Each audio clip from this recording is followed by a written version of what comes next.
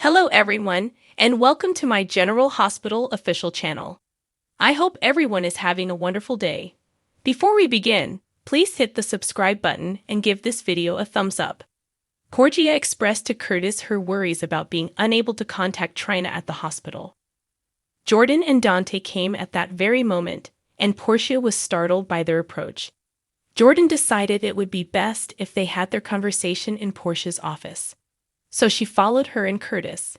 Jordan explained that although they weren't certain, there was cause to think that Trina was on the haunted star alongside Spencer, Victor, Liesl, and Ace.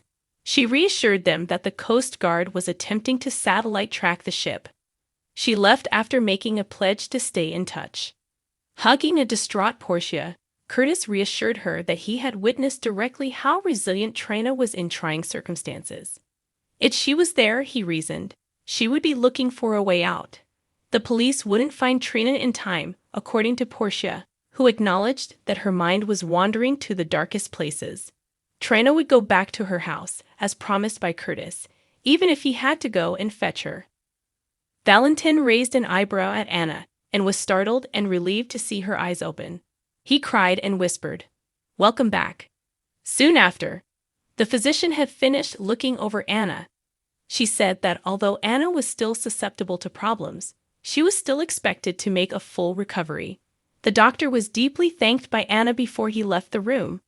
When asked what she thought had helped her battle, Anna said that she had seen the faces of every one of her loved ones, including Valentin, before she had passed out. "I'm not quite ready to go yet. You must remain with me," she made a joke, and Valentin vowed to make her keep it. Valentin informed Anna about the prisoners he was holding on the haunted star when Anna asked for an update on Victor. She was aware that he had abducted his family, but she questioned the decision to take Liesl. She pondered how Victor could be stopped. Valentin assured her that she would be concentrating on her recuperation since he wouldn't allow her to endanger her health. He admitted how afraid he had been to lose her and pleaded with her not to take any actions that would endanger herself. They kissed after she made her vow. Laura was waiting for Sonny when he exited the hospital elevator. He was informed about Anna, and he determined to hold Victor accountable. Victor's list of victims was expanding, and Dante informed him of this as he neared. Laura discussed her attempts to warn Spencer about Victor. She walked away to answer her phone when it called at that same moment. For Willow's sake, Dante and Sonny discussed the necessity to get Liesl home. They still had Victor's goon in custody, but Dante noted that he wasn't speaking. Dante was unable to permit the man to converse with him as Sonny had advised. Sonny vowed never to find himself in a situation again where he was unable to stop the death of a loved one. Dante proposed that Sonny do the same for Willow in light of all that Sonny had done for Mike and Stone before they passed away. He believed that Sonny should seek out since attitudes can change amid trying circumstances. Dante gave his father a big hug before departing for work. When Jordan ran into Laura at the hospital, she urged him to ask for anything he needed. Jordan retorted that she was aware of Laura's efforts to bring Victor down ever since he had moved to the area because Robert and Felicia had confirmed it. She continued by saying that she had been kept in the dark for too long. Jordan remarked, "I want in," and she thought that if they all worked together, they had the best chance of catching Victor. While Willow, Sasha, and Brooke Lynn were discussing the wedding, Michael entered the room. Michael was notified by Willow that she hoped to wed before the end of the day the next day.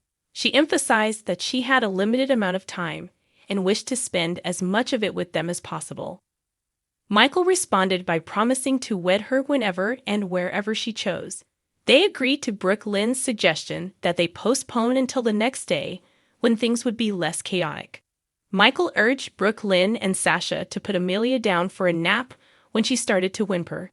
Once they left, Willow made sure he was planning to get married the following day. Michael responded that he wouldn't blame Willow for feeling hopeless, despite Willow's reasoning that she didn't want him to think she was given up. In what might be her final days, she said, she wanted love and joy. As Sasha and Brooke Lynn arrived back, Sasha inquired as to what she could do to assist. Sasha agreed when Willow requested her to inform all the suppliers of the change in date. Michael followed her out the door after she had given Willow a hug. Brooklyn left to check on Michael when Willow requested her to. When she discovered Michael crying by himself, she told him that it was okay. Brooklyn believed that it was time for Michael and Willow to talk about their feelings.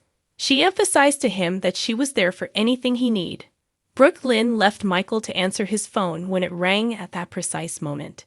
Sunny's phone call was answered by Michael, who informed him that the time wasn't ideal. Michael didn't even need to reply. Sunny only needed a minute of Michael's time to say what needed to be said. He wanted Michael to be aware of his thoughts on him and how devastated he was by Willow's predicament. He claimed to understand how it felt to stand up for everyone, even yet all he wanted to do was curl up in a ball. He assured Michael that he would be there for him if he needed anything. Michael was required to leave, so Sunny wasn't sure if he wanted to discuss. Michael mutely said, "I hear you," and hung up. Spencer assured Trina in his stateroom on the Haunted Star that it was not our demise. "We just begun." Trina was pleased that they were in agreement. When the door opened, there were footsteps outside, but Trina was nowhere to be seen. "It is past due." Ambrose was screamed at by Spencer. Trina gently stepped outside the stateroom after the two had left. After sneaking into the radio room for a few minutes, she concealed as two guards entered the space. She pleaded for Spencer to begin his distraction right away.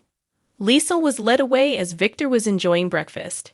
In the hopes that she would play nice, he informed her that there were security stationed throughout the ship in case she had any nefarious intentions. Spencer was escorted inside by Ambrose, who was shocked to see Liesl there.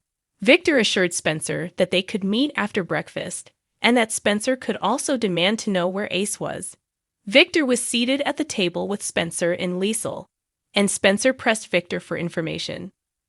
Victor declared at the outset that he would do whatever it took to keep his family safe and assure the Cassabanes' continued riches.